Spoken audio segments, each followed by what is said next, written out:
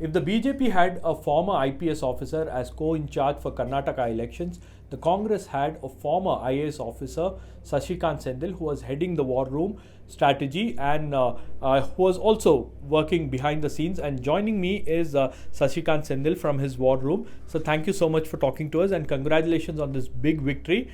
Did you expect that Congress will get these numbers? Because the exit polls were predicting the otherwise. Some said that it's going to be a hung assembly.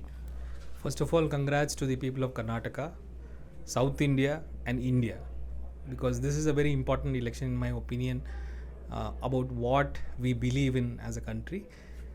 Coming to these predictions by exit polls and opinion polls, of course we know how things are done, especially we know what kind of pollsters, what is their methodology. We were looking at some pollsters who had very good their feet on the ground, and we also had our own mechanism of finding out the ground. So from that perspective, we were pretty sure we were crossing 125 plus, but this is a very decisive victory the people of Karnataka has given. So what did the Congress do right in these elections? Because we have seen Congress party contesting elections, but somewhere there is something lacking. In this election, it appears that Congress party had a plan and they implemented it well. That's what it looks like. So what exactly was Congress party's strategy?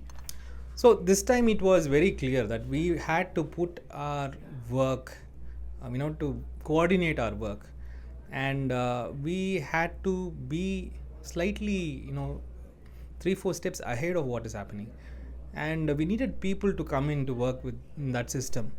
So, I think 8 months prior to this, we had started work, and we had very good people coming from different walks. Even in the war room, you could see, half of them are not Congress people, but they are Congress minded and they really feel for what's happening in the country. And we have a very good a consultant who had experience in doing this. And we all came together, including the tall leaders of the party in Karnataka, put their foot down, and we're ready to do whatever is required to communicate what we wanted to communicate. I think that was the difference. So building a narrative is something that you were tasked with, and Sunil as well. So how did the coordination happen, and how did you get that narrative right? Because wherever you go, the 40% Sarkara or the Pay CM, if I may say so, I would say that the Pay CM campaign was like a Chai Pe Charcha campaign that helped the BJP in 2014. So whose idea was it, and how did you take it to the people? So for any election, one has to be very clear on the narrative, because BJP has this habit of pulling you into their narratives, and the narratives are so kind of hatred oriented and so viral that when you fall into the narrative, there is only one winner. So we had to be very clear in the narrative, and the narrative came from the people. It's not that we invented it. The amount of corruption which was happening in Karnataka and the difficulties people were going through because of price rise are all some things which is obvious. We just had to communicate it properly. We had to stick to the narrative and communicate it properly. That's where very creative people from Sunil's team and our side also had come to, and they had very smart youngsters who had come and put up these quirky way of saying what we wanted to say in a way that it catches, and then it is repeated, it is shared. So the whole idea is to understand how communication happens, and we had very talented individuals working with us. So when I've been observing elections, and the way Congress party fights elections is very different from what we saw in Karnataka. So where did this new vigor come from that Congress party was going on an offensive? In fact, even some said that the Bajrang Dal controversy that was raked up after the manifesto was also handled in a better way. If it was any other Pradesh Congress, probably they would have just gone saying that okay, we have made a mistake or something like that. But so what was the reason for this offensive campaign? Because we saw Congress mounting an offensive time and again. So was this part of a strategy, or it just happened naturally? See, of course, everybody could feel this time in Karnataka we were on the offensive. And I think that probably started with Rahul Gandhi. When he took on the Bharat Jodo Yatra, the task of walking all over the, from crisscrossing the country, walking, it really kindled something inside Congress people, I believe. And if the tallest leader in your party is ready to do that, there has to be something which comes from everybody else. I think that has really galvanized the whole party. And today I see a lot of youngsters, people who who have abundant talent coming and saying that we want to work for this. Now after this, I've been bombarded with phone calls saying that for 24 we want to work. So that is the energy that Congress party has sucked in. And I think I feel sometimes that it is not only the Congress party, the whole lot of people who believe in this idea of India are now going to work against BJP. So when you were handed over the charge of running a Congress war room, what was your initial thoughts? Because Congress party running a war room is something unheard of, because we have seen Tamil Nadu Congress where war happens in a room but there is no war room. So when you are running a war room, what are the challenges that you face? Because Congress party is a very different kind of a party. It's not like the BJP. Were you able to convince leaders? Were you able to push whatever you wanted to do? Whether leaders were also ready doing that? So the best thing about Congress party is that Congress party gives you a lot of space.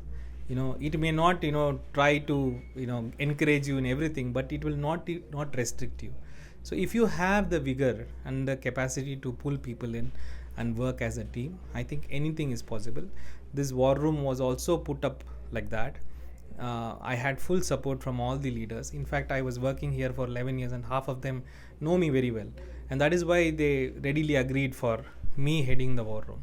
And my job is to weave a team. My job is to weave a family which will stick and work irrespective of whatever pressure comes from the other side. And I think largely we are able to do that. And I am pretty satisfied by the support I had got from the Congress leaders. So what is the kind of micromanagement that the war room did or the Congress party did at this time? Because BJP is strong in many ways.